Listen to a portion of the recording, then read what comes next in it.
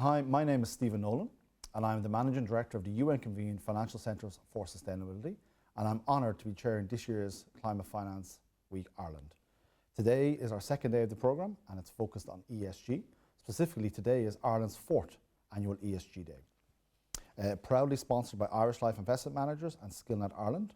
In a moment, we're going to go to our colleague Elena, who is moderating the session today, acting on the S in ESG, latest market update, including the instruments used to finance and measure impact.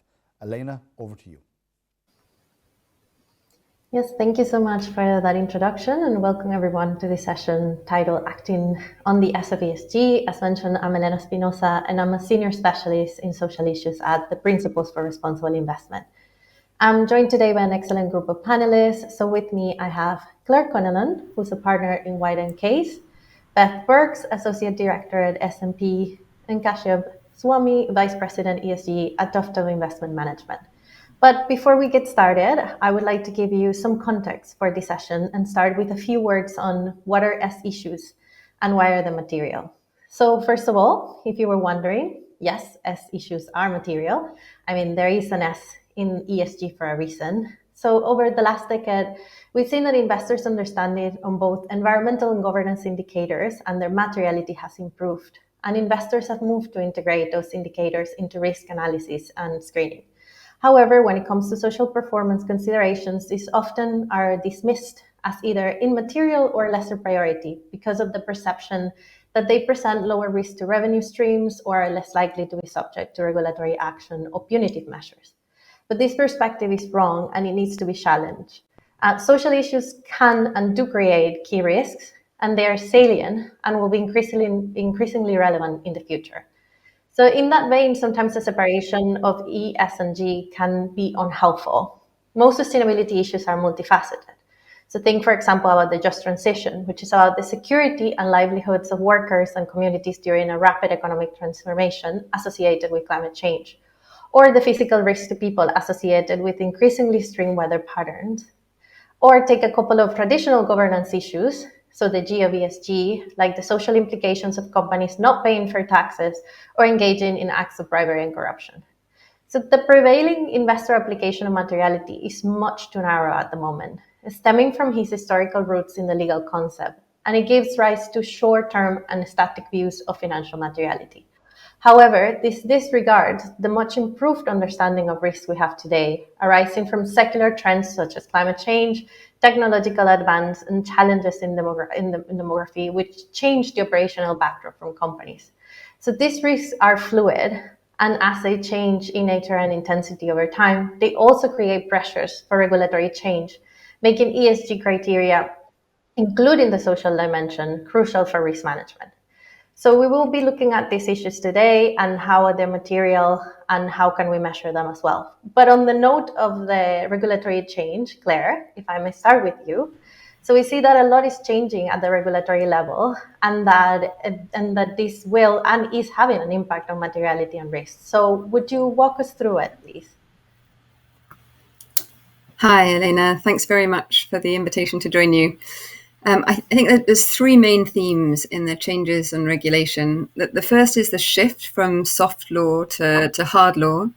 The second is the shift from transparency and reporting obligations towards greater accountability and liability mechanisms informed by due diligence.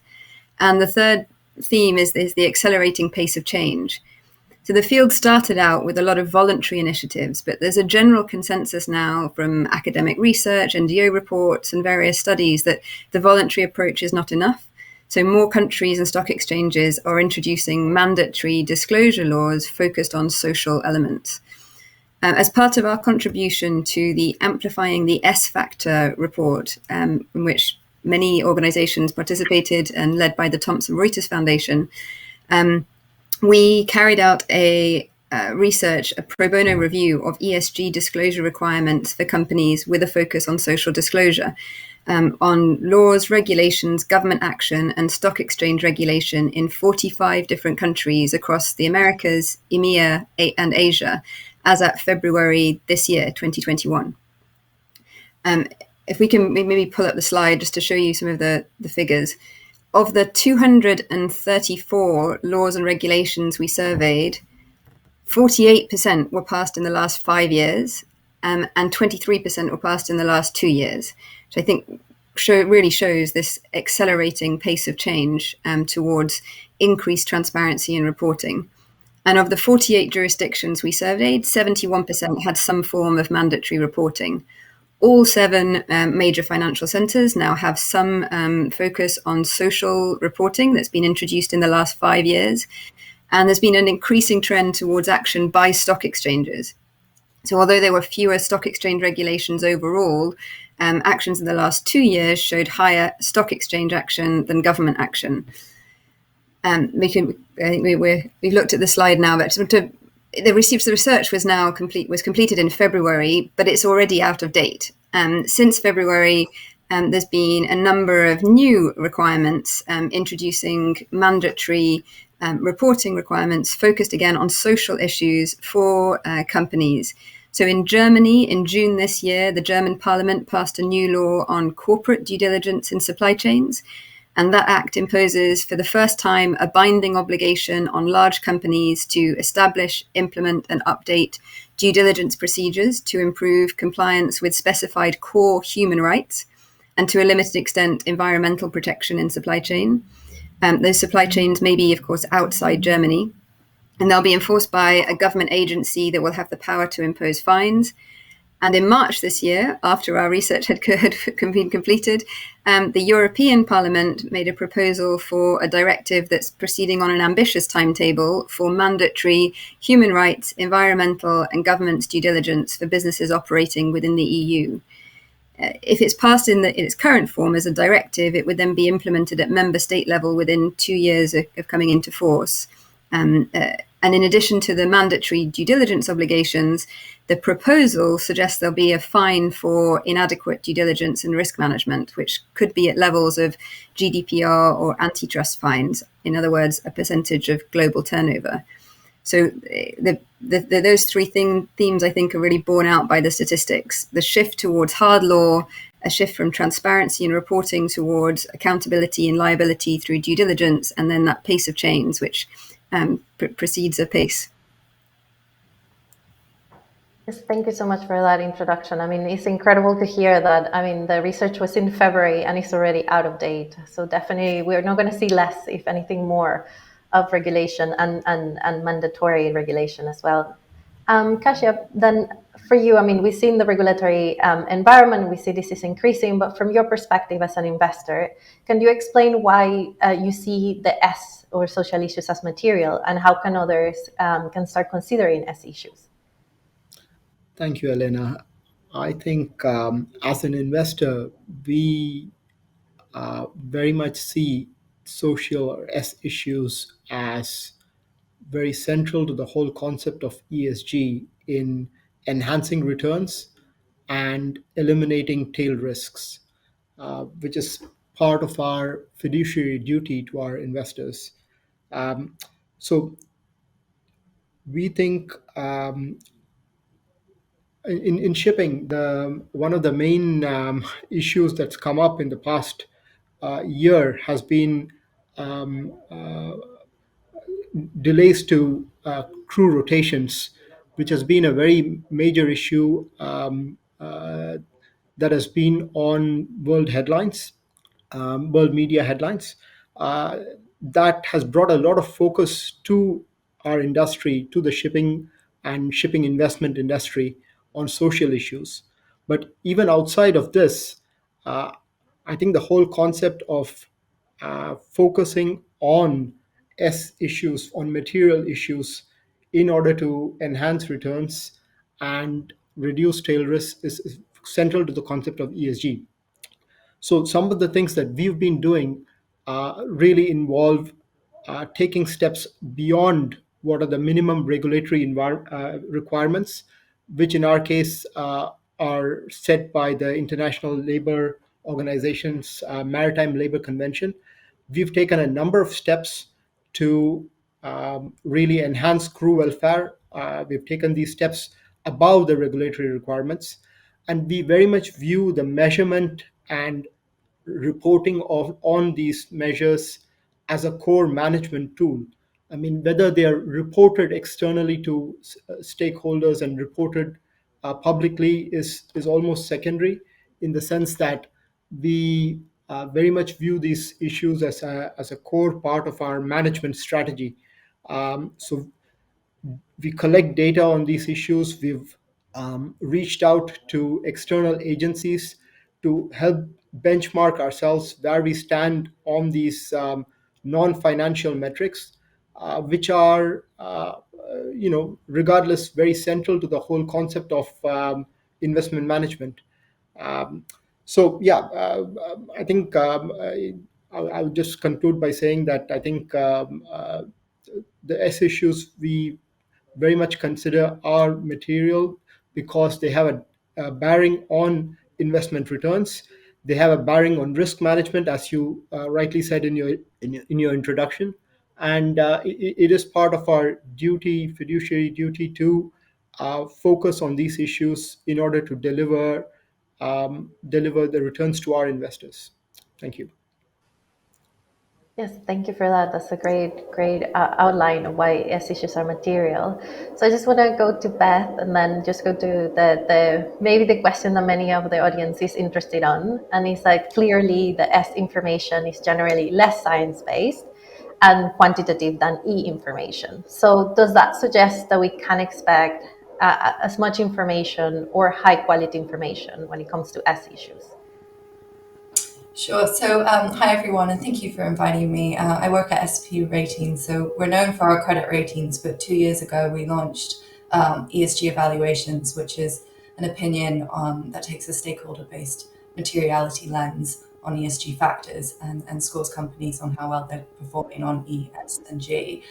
And just to go back to your question, really, we're both users and producers of social information.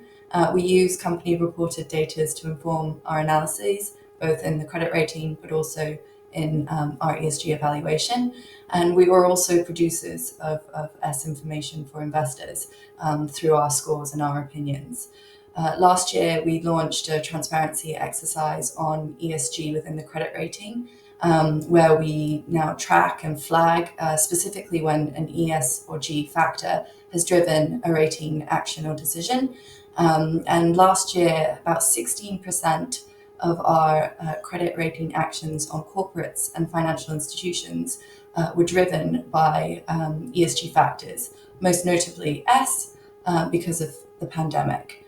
So we do know that social factors can be material within credit, and we've done look-back studies to show that this does occur. So some other examples can be when there's labour strikes, for instance. And now turning over to sort of the social data and the company reported data, I think it's a bit of a myth that all of it is not science-based.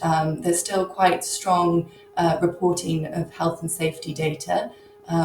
Those folks that will remember before ESG became a big thing, it used to be health, safety and environment was a big function within corporates. So this kind of data has been captured in a structured way and reported to regulators for many decades. And so you do get some areas of the social side where there is a really robust data that you can inform your opinions. However, I think when it comes to balancing the various needs of stakeholder groups, which is very important to analysis and social dimension, then it becomes a little bit more tricky. Mostly because you're not always trying to maximize or minimize a data point like you are with pollution. So minimizing emissions is quite a clear trajectory that you want to go on. But sometimes it's a case of balancing the needs of various different stakeholder groups. And that's when S becomes a bit more tricky to analyze and a bit less science-based. And you have to inform yourself with more qualitative factors, including the local context of those social issues when they do arise. So I think, Claire mentioned human rights issues, right? And that we know is starting to sort of be an area of concern for investors and coming through with all these regulations, not least the ones that Claire just mentioned, but also from the Modern Slavery Act in the UK, for example, where companies are being asked to do increasing amounts of due diligence and traceability on their supply chains. And I think that's one area where we're still maybe not getting a sort of clear metric that we can use that's just one number to benchmark companies, and it becomes therefore much more of an involved exercise in understanding how those due diligence processes are being structured and implemented within an organization. So lots to come on S, and I think there's a good sort of trajectory within the regulatory framework that will help support analyses in this space going forward. Yeah, thank you so much for that. That's a great explanation of what to do with data. And us at the BRI, we totally agree. We think that it is a myth that social data cannot be quantifiable. And there are many ways in which investors can work with both quantitative and qualitative data to assess social performance of companies in portfolio. But Kashyap, if I can go back to you, and then you can tell us a little bit more about the integration process. And then how do you use quantitative and qualitative data to work on those issues? And it would be great to hear more about the example that you suggested in your previous answer about the issues with COVID-19 and the seafarers as well. That would be great. Sure. I'll just go back to what Beth said earlier about before ESG, there was SHE, or safety, health, and environmental issues, which has been a cornerstone of industry for many years. So I think there are a number of aspects of S which are quantifiable and which can be tracked and which can be used as very good management tools. So going back to Elena, your reference to the recent pandemic and the social issues arising out of it, some of the metrics that we've been tracking include vaccinations, how many of the crew members on board our vessels have been vaccinated, have had access to vaccination at very low or no cost to them. We've been tracking the number of crew members whose rotation or relief has been delayed. So just as a background,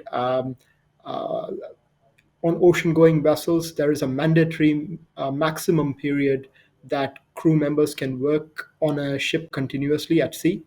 But because of the pandemic and the travel restrictions that were imposed by various national governments and international agencies, a number of thousands of crew members were actually stuck on ships for much longer than the maximum mandated period.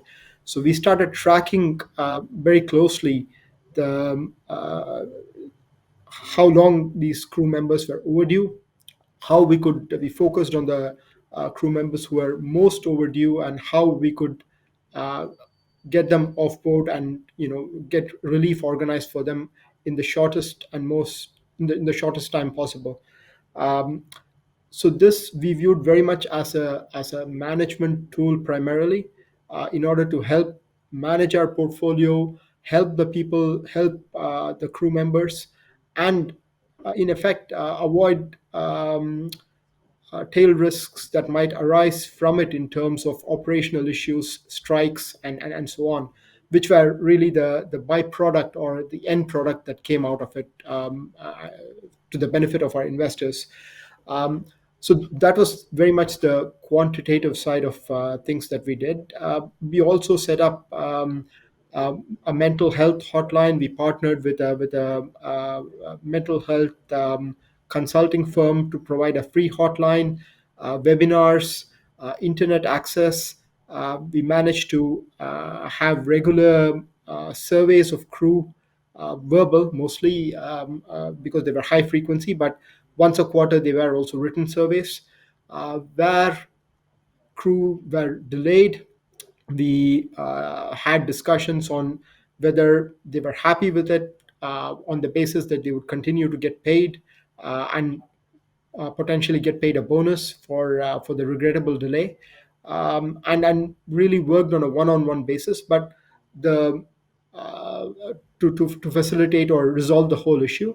But behind that, the whole view or approach was that we viewed the collection and use of this data as a management tool to enhance the whole management process, and which was integrated into our decision making, uh, at the management level, at the CXO level, which has been very helpful.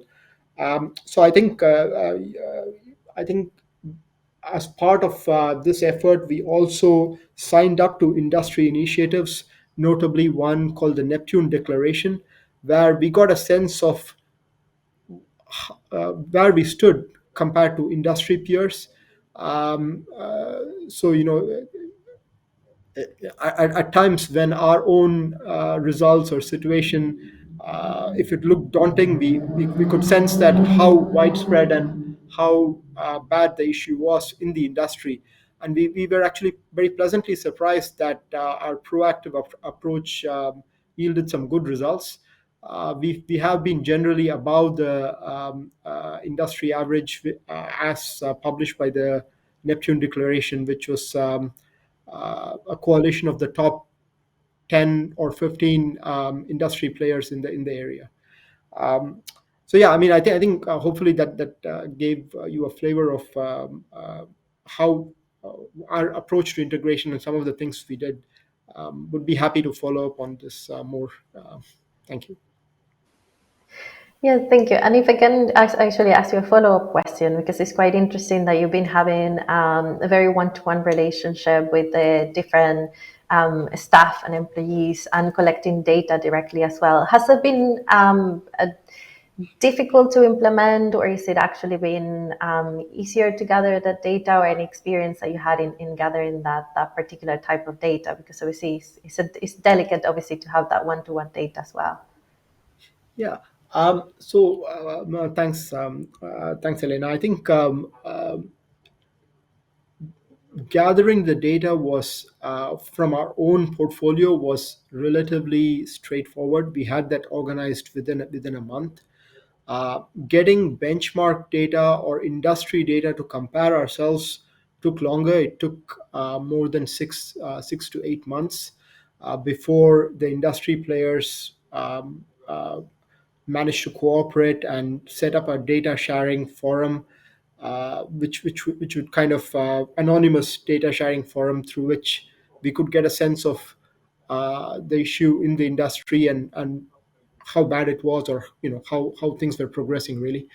um, I think the more difficult aspect to this has been really what has been outside our control in terms of travel restrictions, and visa restrictions set up by various countries in Asia, in also in Europe and the US, to contain COVID-19.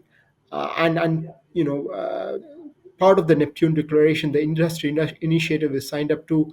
Part of the intention of that initiative was to actually lobby and mobilize governments to grant key worker status to seafarers, so that their travel access and travel arrangements were not affected by the COVID related restrictions.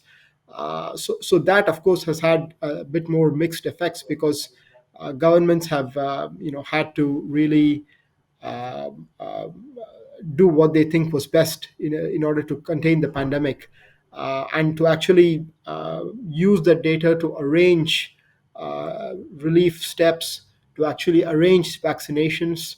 I think that logistical actions that followed were really the bigger challenge. But yeah, I think the data collection was the initial step, uh, which was easy in retrospect, I should say. Yeah, good to know. And I guess that's encouraging for other investors to hear as well. And I think, yeah, that brings me to my question.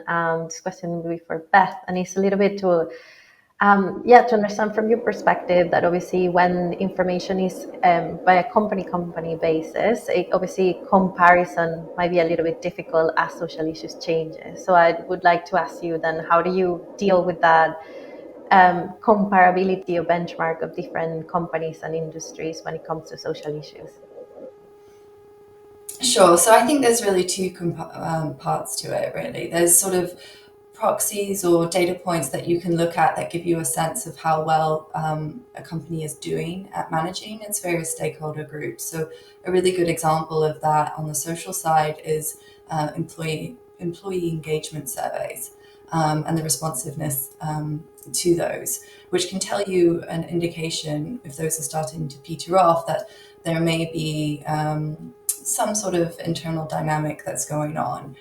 So there are indicators that you can look at to get a sense. Another good one on the workforce side is turnover rates. So if there's been a spike in a year, you can look at that, and that can be a signal that maybe something is going on. But ultimately, with a lot of these social data points, you need to understand the context, and that's when engagement comes into place. So you can gather the data, you can look at the benchmarks, you can look at trends and spikes and so on. But ultimately, you really need to understand that data in context. So what we do in our ESG conversations is we try to understand and unpack what's exactly going on in that company.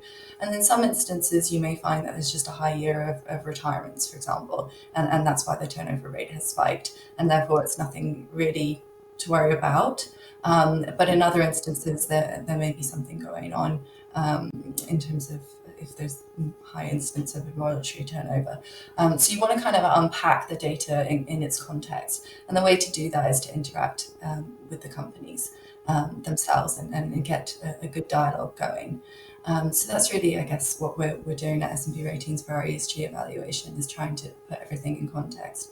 When it comes to sort of more broader local issues, we always lean on our global teams to make sure we understand the local context around specific issues, for example, community impacts or impacts on indigenous populations from the mining sector, for instance. And we'll always work with a local team to try and understand exactly what's going on in the ground, because there's only a certain amount that you can really do when you're sat in your office or you're in a virtual setting with your company. So having that sort of interactive piece for social is really important.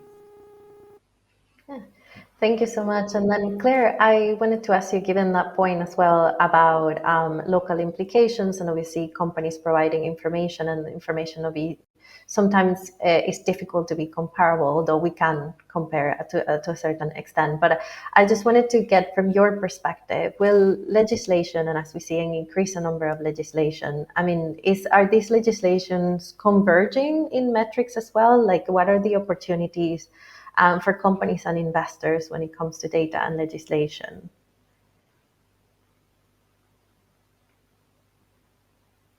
I think you're mute, Claire. There are certainly a lot of calls for greater harmonization, particularly of reporting standards.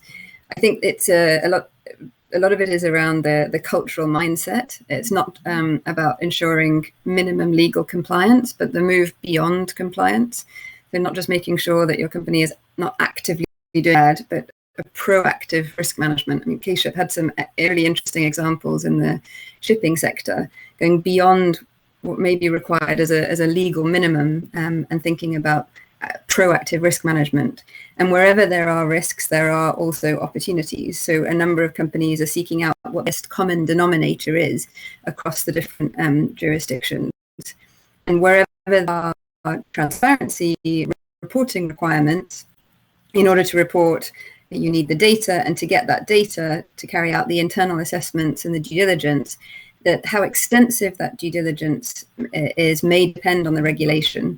But those, again, who are working across borders are now scanning the horizon for the changing regulations, are going beyond that legal minimum. I think there are a number of other themes just to touch on really briefly. The harmonizing regulations also act to create a more level playing field, because the companies are at different stages, for sure, of their journey.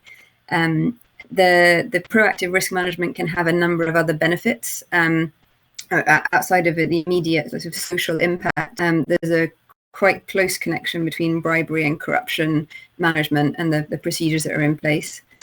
There's a growing connection as well between the social impact and environmental impact, in particular the connection between climate change and human rights impacts, now even confirmed in some recent court decisions. So there's collateral benefits for focusing on the and then I think there's also a growing trend for leverage, greater cooperation between companies, and a real opportunity there to work together, different forms of cooperation or industry initiatives. Yes, thank you so much. That's a great way to explain the opportunities that there is, and in terms of call of harmonization as well. And I think, as you mentioned, legislation is pushing as well for collaboration and increase of leverage. And then we hear as well from investors is also a lever for them to get together and put pressure on companies as group of investors rather than as individual investors. So that is great to hear. We do have a couple of questions from the audience, and so I'm just going to start with those. Actually, Beth, you started mentioning a couple of this. I will pose the question first to you, but obviously, please, for the other panelists, if you want to comment on this question, feel free to do so. So the question is, what are some emerging metrics investors can use to qualify and quantify a company's risk on human rights abuses? Yeah, I think human rights abuses is one of those tricky areas where there's not as much quantitative information available. Here, this is really a case of when there is an event, you want to understand your investee company's exposure to that event. So if we use the Xinjiang example, when it first sort of came to light, there was a lot of focus on cotton in the region. However, then it began to transpire that there was also a lot of renewable energy components manufactured in that region. And so understanding whether your investee companies have exposure to that area is probably sort of step one. And then step two is understanding the risk tolerance that they have around those issues when they do come to light, and what exactly actions they expect to take. So some of that you can do proactively before an event to understand and go into their policies. But nothing from a sort of pure quantitative, here's the magic number, comes to mind for human rights issues in the supply chain at least. But really also ultimately it comes down to traceability and due diligence and risk tolerance. Thank you. I don't know if Claire, would you like to comment maybe from the legal perspective, if there is any metrics that are already included in legislation that will help with this question? There's been a number of risk mapping exercises, looking at the alphabet soup of ESG, like SASB, GRI, and I think they're all pulling in, but sometimes it can be difficult to read. Some of the common themes in legislation, the references are to the OECD due diligence guidance. So the new German law I mentioned, the European Parliament proposal, the EU conflicts mineral regulation, all refer to the OECD due diligence guidance as being a helpful reference point for the reporting. There's the SASB, GRI, UN guiding principles, and the reporting framework. I think there's certainly a need for an understanding about how they fit together. But I think a lot of that is to do with the external reporting, and as I say, looking at the internal steps that need to be taken, they're pulling in the same direction.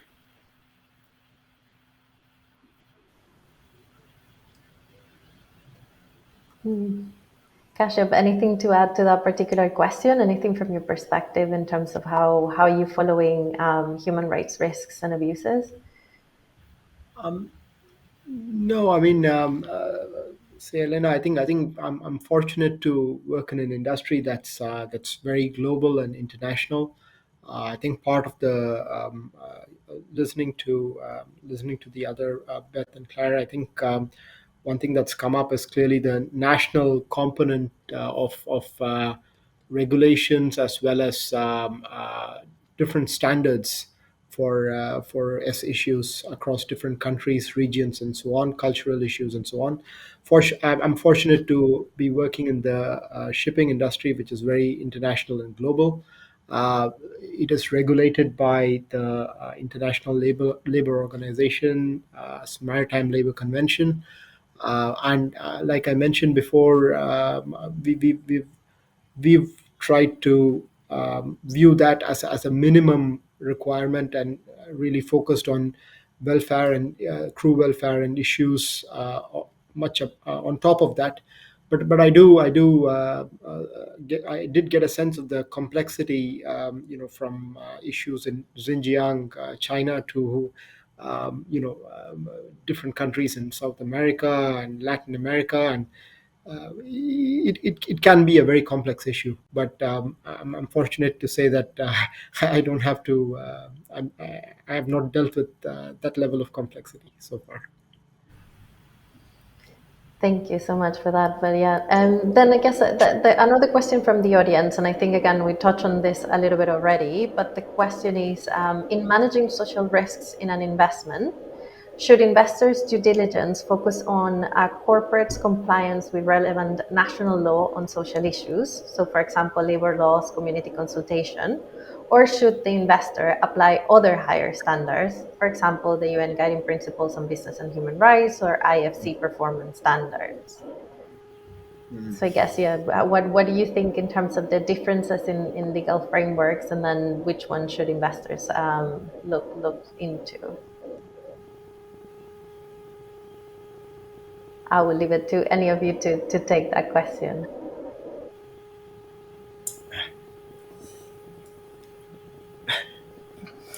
It's a tricky one to do, isn't it? Because I think it comes down to, when it comes to kind of these sort of issues, you need to have your own kind of positioning on that, your own risk tolerances around certain issues. As Kashyap said, that a lot of these things are culturally sensitive and need to be taken within a local context. So I don't know if there's ever going to be other than the actual Declaration of Human Rights, which are very clear. I'm not sure if there's going to be a harmonized framework beyond that. Maybe Claire knows of something, but I would just say that with all of this sort of due diligence and investment decision making, you have to have your own risk thresholds and tolerances of what you'll accept and what you won't. Yeah. Yeah, I mean, I would just add that certainly one thing we've seen in the shipping industry is that some of the industry leaders have started going upstream to on the supply chain to apply some standards. So, for example, some of the large container ship companies have tried to also report and indeed source responsibly some of the goods they are carrying, or equally extend the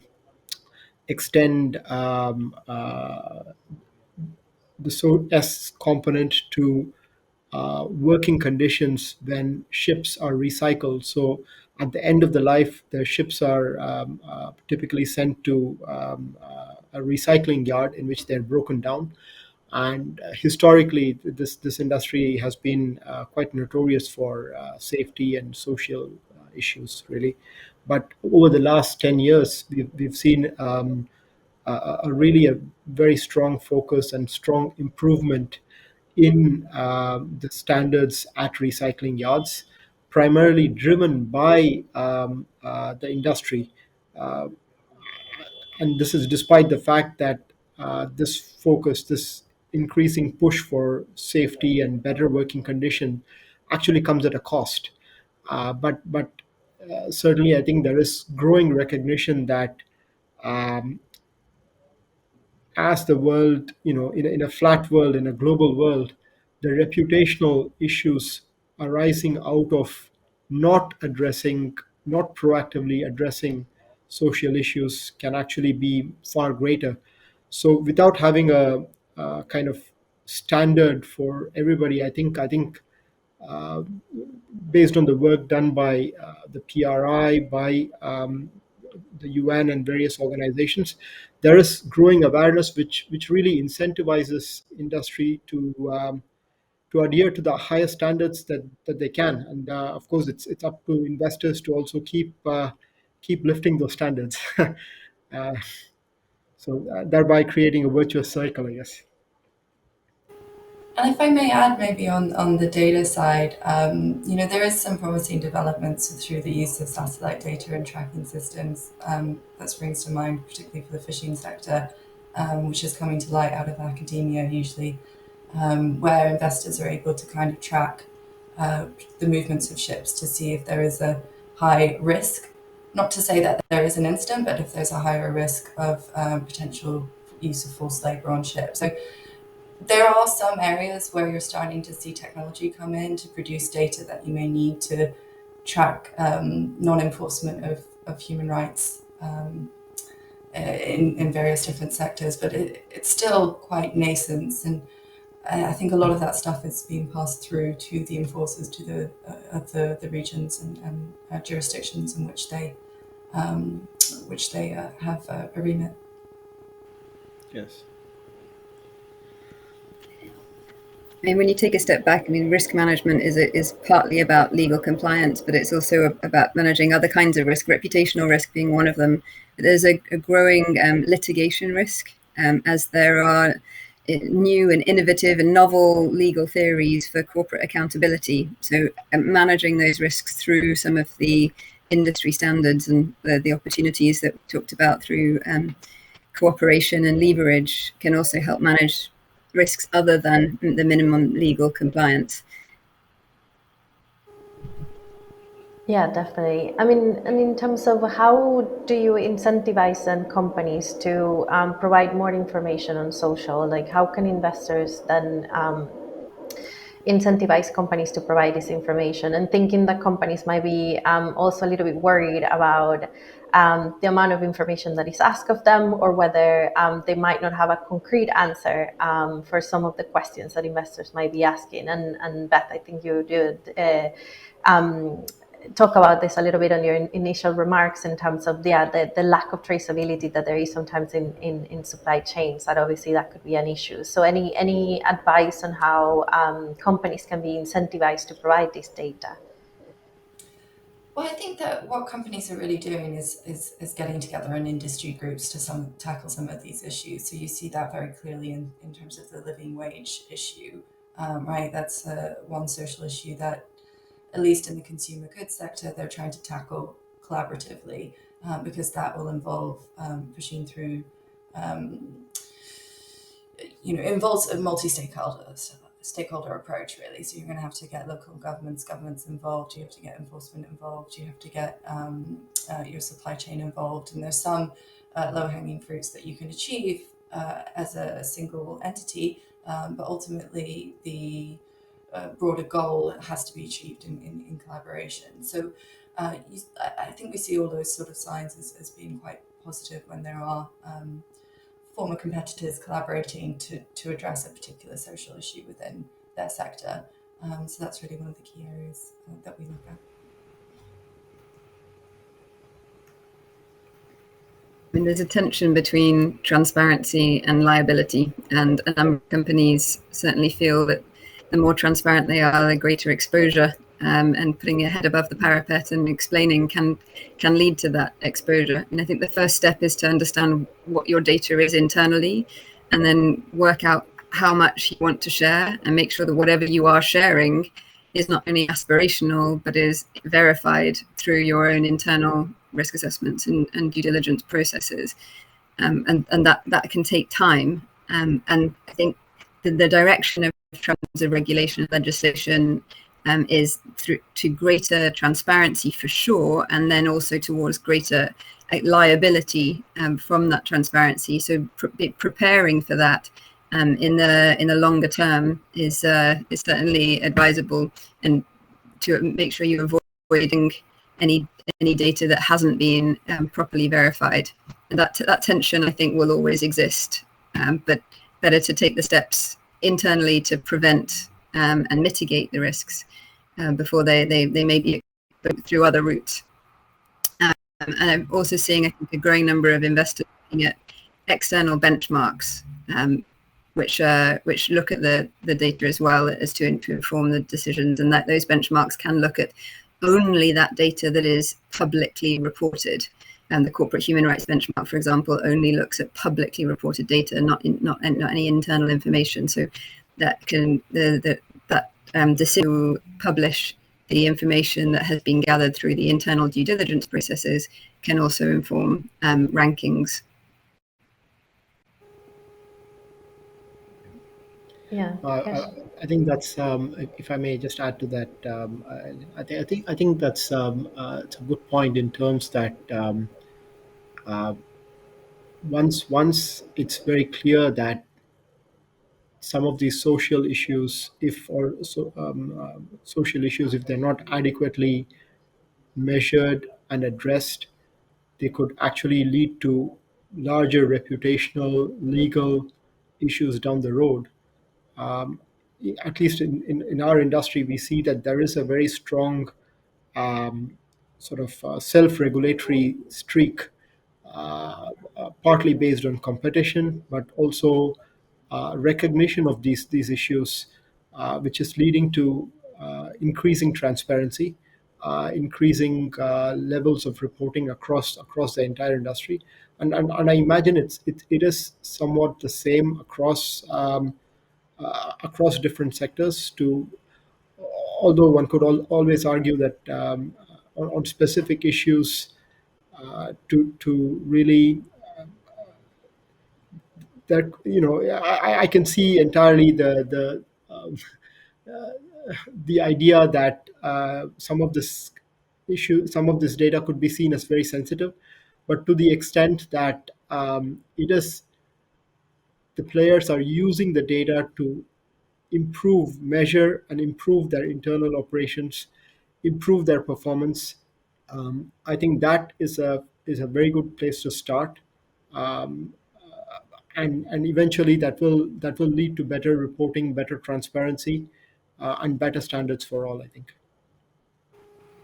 Yeah, thank you so much for that. I think, yeah, that's a very interesting point, and I really like, Claire, that you brought it up in terms of the tension between liability and transparency. I think we hear that quite a lot from our constituencies in the US especially is quite a worry.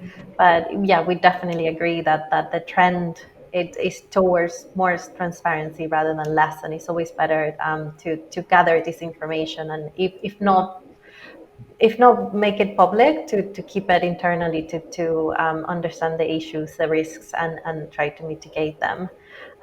We do have another question from the audience, and I think I would start with Claire on this question, and you let me know what you think. But do the panel consider the UN as an authority in the area of human rights? And it continues to say, thinking of the John Ruggie Principles for Business and Human Rights as well, and the UN Global Compact issues. I'm not sure what the issues are for the Global Compact, but in terms of whether you consider the UN as the authority on human rights. I mean, I can start saying for the Principles for Responsible Investment, we do consider them an authority, but it would be good to hear from your perspectives. What do you think? I guess it depends on what you mean by authority. I mean, the Universal Declaration on Rights and the UN Guiding Principles on Business and Human Rights, they unanimously endorsed, which is fairly unusual for any multi-stakeholder process. But they are principles. They're not binding as an authority for the UNGPs. And of course, the Universal Declaration is binding on states and not on companies. So I guess it depends on what you're saying as an authority. And some legislation is grappling with working out what are the internationally recognized standards. And I think the international treaties are referenced in the German supply chain legislation, for example, to say these are internationally recognized human rights, that they are the minimum that we expect. And then, of course, the authority has to be legal compliance on a national level as well. So working out what you mean by authority is another step. But certainly there are internationally recognized human rights at the UN level, which are then reflected in national legislation as well, which become binding on companies.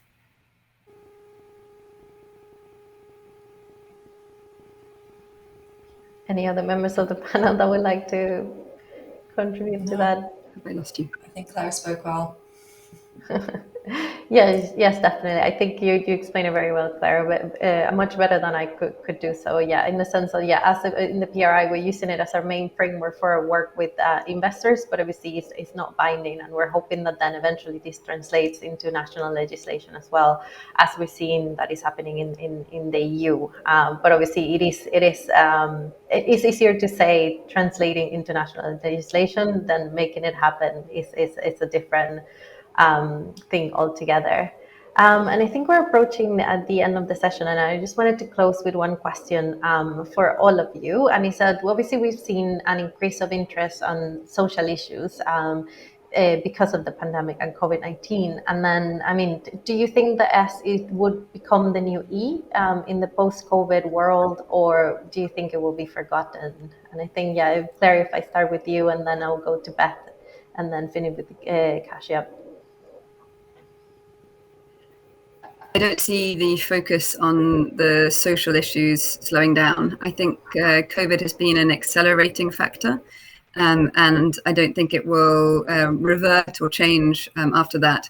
And I don't think S is going to replace E either. I think that there's actually more of a difference between environmental and social issues now, and an understanding about how the two interrelate together with governance issues. So the direction, I think, is greater emphasis on social factors, convergence with environment, and thinking beyond minimum legal compliance, beyond the law, and anticipating those changes. And if I may, so I agree with Claire. I don't think this is slowing down. I think one of the things that we've really learned from this whole period is a greater emphasis on welfare and well-being. And I think that's sort of translating and permeating throughout the cultures of the world. So I don't think that that's going to go away. I also think that there is a huge amount of synergies and interlinkages between E and S, which used to be just sustainability, really.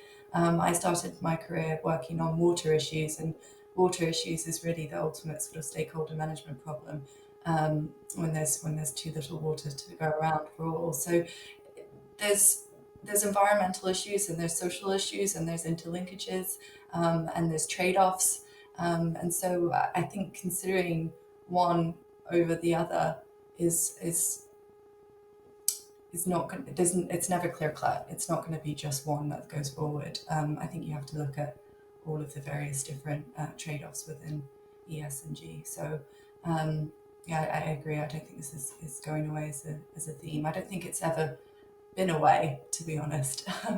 Going back to my original comments on HSE and the like. So I think this is just all a continuation of a growing awareness of the concept of dual materiality between pure financial materiality and also stakeholder-based materiality. And those two just go together, and they cut across both E and S. Yeah. Well, thank you. I fully agree with Claire and Beth. I think the emphasis on E, I think, has been a result of probably the quantitative aspect to it, in which emissions are easily, relatively, on a relative basis, emissions are easily measured, easily understood globally, and easily talked about. It's a global problem that affects everybody, and everybody relates to it. I think social issues, as has been discussed in the panel, the measurement and objective measurement and comparison of it has perhaps slowed or not made it as much of a headline issue as E. But I agree with both Claire and Beth that if anything, the focus is just going to increase. It could be with more evolving methods of how these metrics are measured, or greater investor demands in the area based on either national or international standards. I think it's a matter of time that it comes into the forefront as much or more than E. Thank you. Yes. Well, thank you so much, all of you, for joining me today. I hope that our audience has enjoyed this conversation. It's been incredibly interesting to hear all your perspectives on the S of ESG. I think it's safely to say that, S issues are not going away, but it is important to understand S issues in the context of the E and the G as well. So it's not that one is more important than the other, but they are, as we mentioned, multifaceted, and they probably connect more than we think. And we need to be mindful of those linkages and interconnections. And there is a lot that investors and companies can do on these issues in terms of increasing the amount of data that is out there, the quality of the data, and how this is being used. And that the trend is to more transparency rather than less. And definitely we will see the social space to be more sophisticated as time goes by rather than less. So thank you so much for your time today. I really enjoyed the conversation. And then, thank you so much for our audience as well for joining us today. Thank you. Thank you very much. Thank you. Thank you.